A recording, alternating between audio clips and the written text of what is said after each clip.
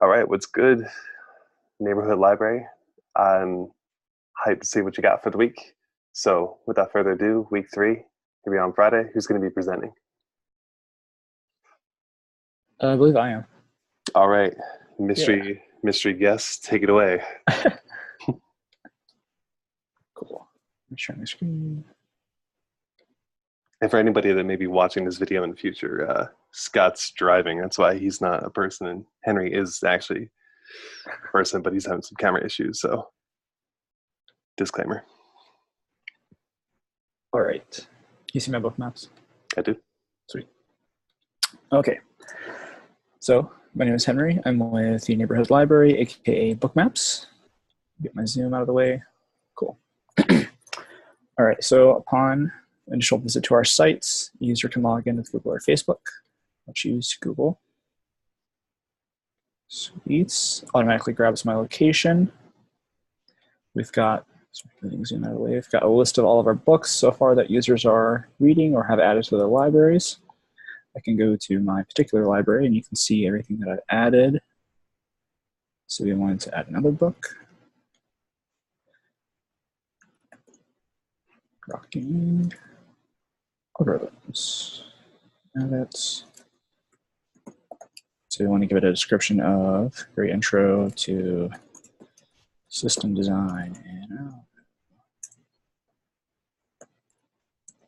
boom.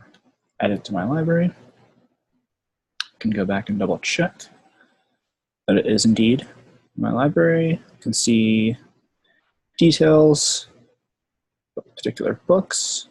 I have an outbound request to my friend Blake, who owns On the Road by Jack Kerouac. And okay, so let's say I'm going to be in Toronto this weekend, just casually heading up there. My buddy Blake, check out his profile. Let's say I want to check out Just Kids by Patti Smith. So I can request checkout, which automatically sends an email to him, prompting him to check his messages and be like,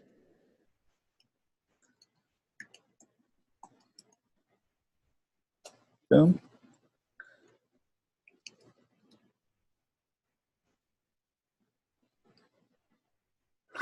Can meet up at Chili's. Cool. And let's see. So yeah, I can also. Do they have Chili's in Toronto? That's a great question. Near the Tim Hortons or something. So let's see. So yeah, in my library, I can also check my current checkouts that I have.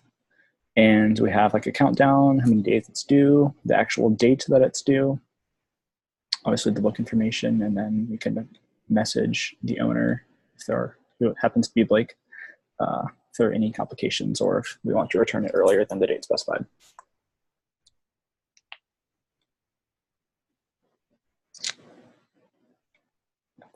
I think, how about the Cheesecake Factory? I believe that's the majority of our features. Feel free to chime in, guys, if I'm missing anything. What about the premium user functionality? What's that like?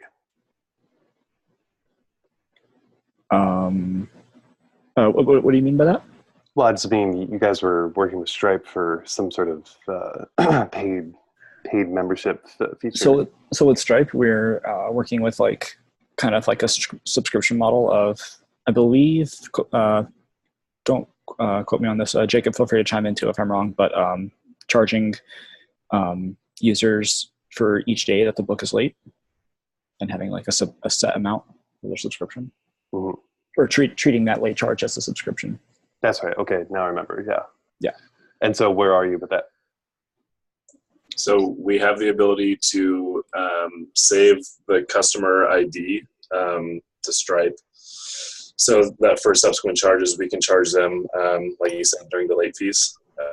So we still need to build out that charging functionality, but we have the ability right now to at least save the customer ID, so that once we get to that functionality, we'll be able to charge them with the card that they have on file. Okay. And how are users supplying that credit card number?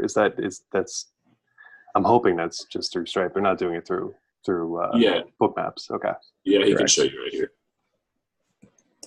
So I can go to payments. So we don't have the paywall set up right now. Mhm. It's just kind of at this endpoint.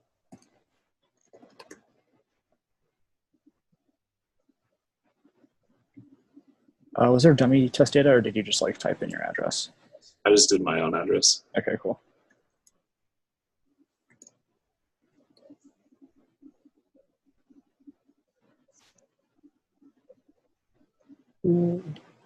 So go payment info, enter the dummy information.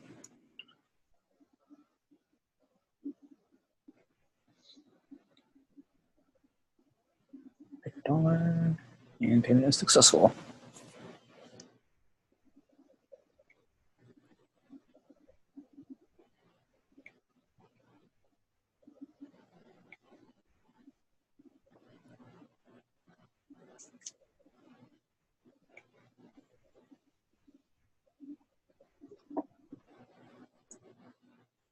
Cool. Is that it? Yeah. Okay. Awesome. Great. Let me stop recording.